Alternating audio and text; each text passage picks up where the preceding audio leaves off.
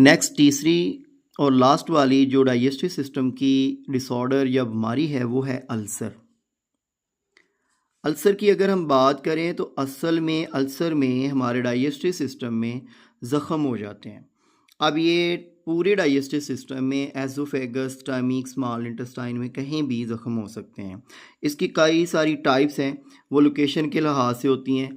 तो सबसे पहले पेप्टिक अल्सर की बात करते हैं। Peptic ulcer are sores that develop in the wall of alimentary canal, यानी हमारे एलिमेंट्री कनाल में कहीं भी ज़ख़म हो जाए तो उसको हम पेप्टिक अल्सर बोलते हैं।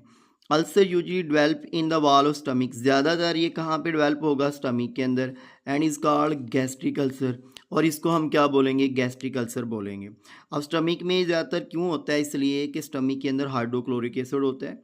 अगर हम ज़्यादा स्पाइसी फूड खाते हैं, ज़्यादा तली हुई चीज़ें खाते हैं और एसिडिक फूड खाते हैं तो हाइड्रोक्लोरिक एसिड ज़्यादा होने की वजह से स्टमक की वाल के अंदर ज़ख्म हो सकते हैं, तो ये गैस्ट्रिक अल्सर है।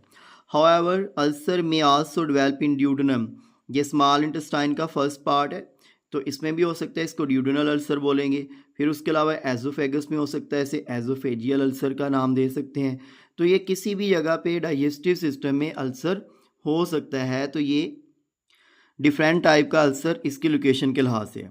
फिर इसके हम साइन एंड सिम्टम की बात करें कि इसकी अलामात क्या हैं, किससे पता चलेगा कि अल्सर है, तो इसमें बर्निंग स्टमक पेन, यानी स्टमक में मैदे में पेन होगी और जलन वाली पेन होगी। रश ऑफ सलाइवा आफ्टर रिगोरिटेशन, जब हमें वॉशरूम आता है, जब हमारा फीसस बॉडी से लेमिनेट होता है तो साथ एंड पे उसमें सलाइवा निकलता है, जाग वाला थूक सा निकलता है। और उसके अलावा अगर हम बात करें लॉस ऑफ एपिटाइट, भूख की कमी हो जाती है, हमें भूख ही नहीं लगती, खाने को कुछ दिल ही नहीं करता। वेट लॉस होना शुरू हो जाता है। वेट लॉस क्यों होगा? कि जब हमें खाने की तलब ही नहीं होगी, खाना कम खाएंगे तो डेफिनेटली वेट भी लॉस होता जाएगा और जो डाइजेस्टेड फूड है उसकी एब्जॉर्प्शन कम होगी। फिर इसके साथ अगर हम बात करें ब्लड वोमिटिंग, कई दफ़ा ऐसे होता है कि अगर ये स्टमक में है या एजोफेगस के अंदर है तो ज़ोर से जब वोमिटिंग करते हैं, उल्टियाँ आती हैं तो साथ ब्लड भी आता है। इन सवेयर केसेस की बात हो रही है, यानी अगर ये बहुत ज़्यादा शदीद हो जाए तो तब, नॉर्मल में ऐसा नहीं होता।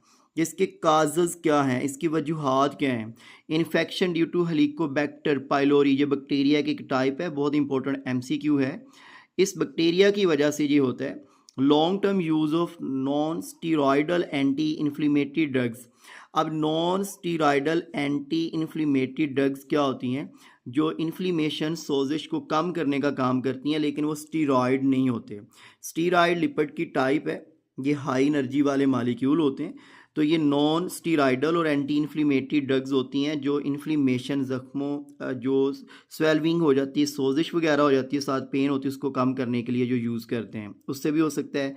एक्सेसिव अल्कोहल कंजप्शन, ज़्यादा मकदार में जो शराब नोशी करते हैं, शराब पीते हैं, उसकी वजह से भी ये मसला हो सकता है। स्मोकिंग, जो सिगरेट पीते हैं, अब स्मोकिंग में अकेली सिगरेट नहीं है, इसमें जो भी किस्म की स्मोकिंग आ जाएगी, जैसे आजकल वेप है और भी बहुत सारी टाइप की स्मोकिंग है, जैसे शीशा वगैरह पिया जाता है। तो अब इसमें ऐसे होता है कि ये जो धुआं है इसके अंदर बहुत सारे ऐसे केमिकल होते हैं जो डाइजेस्टिव सिस्टम को ड्राई करते हैं और इनकी मोबिलिटी को कम कर देते हैं। जब मूवमेंट कम हो जाती है, ड्राई हो जाती है सरफेस, तो अंदर से आस्ता आस्ता फिर ज़ख्म होना शुरू हो जाते हैं। स्ट्रेस की वजह से भी ऐसा हो सकता है। टफ नोट ए डायरेक्ट काज, ये डायरेक्ट काज नहीं है, पहले स्ट्रेस की वजह से डायरिया होगा या अदर कोई ना कोई और बीमारी होगी, फिर एंड दी एंड क्या हो सकता है? अल्सर हो सकता है।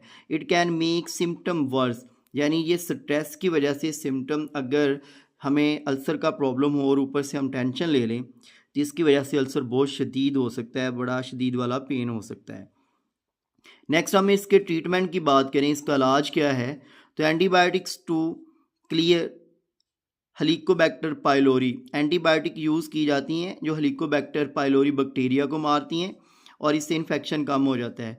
Medicine called antacid and proton pump inhibitor, कुछ ऐसी मेडिसिन भी होती हैं जो एंटासिड यानी जो एसिडिटी कम करती हैं, ये बेसिक मेडिसिन होती हैं। और प्रोटॉन पंप इनहिबिटर पीपीआई से हम बोलते हैं।